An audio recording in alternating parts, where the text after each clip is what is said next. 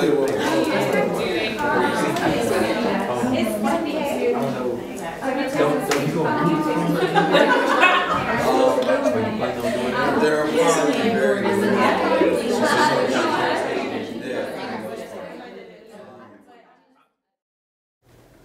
I'm doing my presentation on Othello on stage and screen.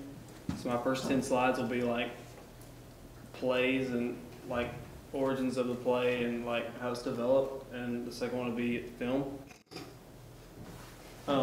This is an open air Renaissance theater, like an old style where there's people all ooh.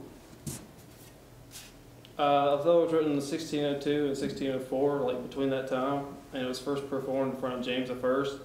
I guess around 1604. I think he wrote like Measure for Measure and Hamlet or something near that time, something like that. And this is from the court, like one of the first quartos it was put in. And this is kind of a throwaway slide. Still being actively performed through the 1630s. And it was revived during the Restoration, and Desdemona was one of the first roles to be played by a woman on the English stage. I guess this painting is by Sir John Gilbert. Did a lot of illustrations of Shakespeare stuff. This is Ira Aldridge, who's the first black actor to play Othello. He played Othello and other Shakespeare characters from like 1826 to 1865. And he toured all over Europe, but never in the U.S., because that was during like the Civil War time. And this is Edmund Kean, who's actually Richard III in this picture. And he was an arrogant, restless, and like an alcoholic actor, so I guess he brought a lot to the play. People say malign and animalistic Othello, played both Othello and Iago. He died in 1833 on stage while playing Othello, and his son was playing Iago. This is kind of another throwaway slide. But outside of America and England, the play was especially popular in Russia. This is a painting by Theodore, French name, and it's Othello and Desdemona in Venice, and he looks very Moorish right there.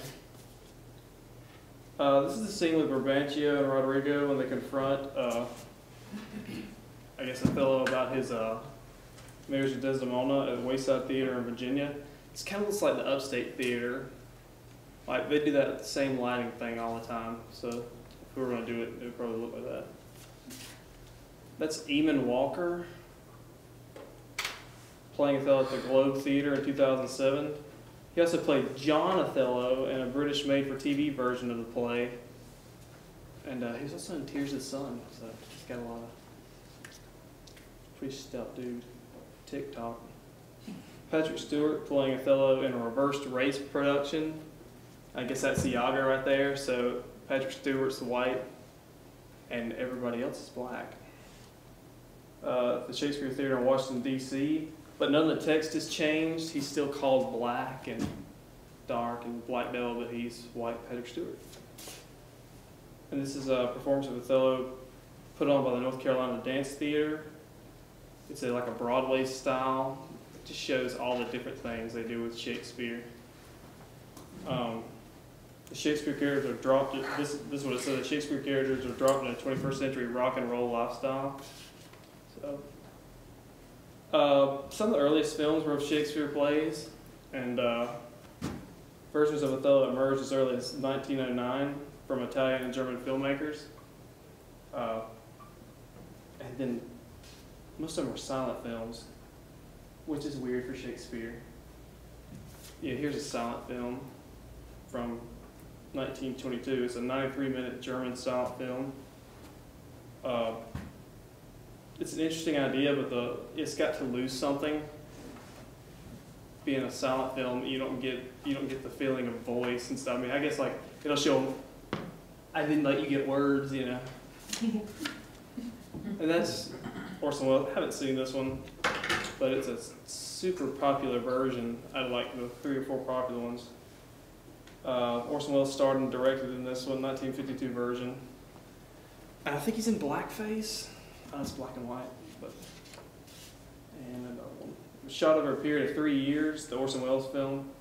Production had to be stopped and started again a few times because of money problems.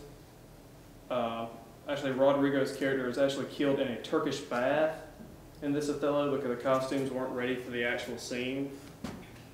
So, and I actually watched this one last night. It was one made in 1965 with Laurence Olivier. This film in particular stays true to almost all of Shakespeare's original text except for a few minor parts. I tell you what, it did not do a whole bunch for me. I can't remember what she plays in, but she just, Iago too, nothing jumped out at me. Olivier uses a made-up accent for the part, so it's kind of one he made up. And he has a special walk. He's kind of like doing this all the time. I think he just made it up. And just the whole blackface thing, they should have just got like an African-American person to do it. But this one I also watched last night, and it is fantastic, really. 1995 with Kenneth Branagh and Lawrence Fishburne, and Irene Jacob, who's a big French actress. First major studio release of Othello with an actual black actor playing Othello. And follows close to the story, but cuts a good bit of lines. Fantastic performances from the entire cast. There's a sex scene and cut scenes where Othello is imagining Cassio and Desdemona together, so that's like a cool twist they put on it. And Kenneth Branagh just rocks. Like, you're not like mad at Iago like you usually are, because you almost sympathize with him when he's talking about Othello may have done his office. I've never seen this one either, but this one's like a contemporary version. Odin is the star of the high school basketball team, is dating the principal's daughter. I guess is like the twist. And the characters and plot of Othello are in one form or another, just like slightly different names, and then the high school concept. And this was actually supposed to come out in '99, but it came out in 2001 because of the Columbine shootings. They just kind of shelved it.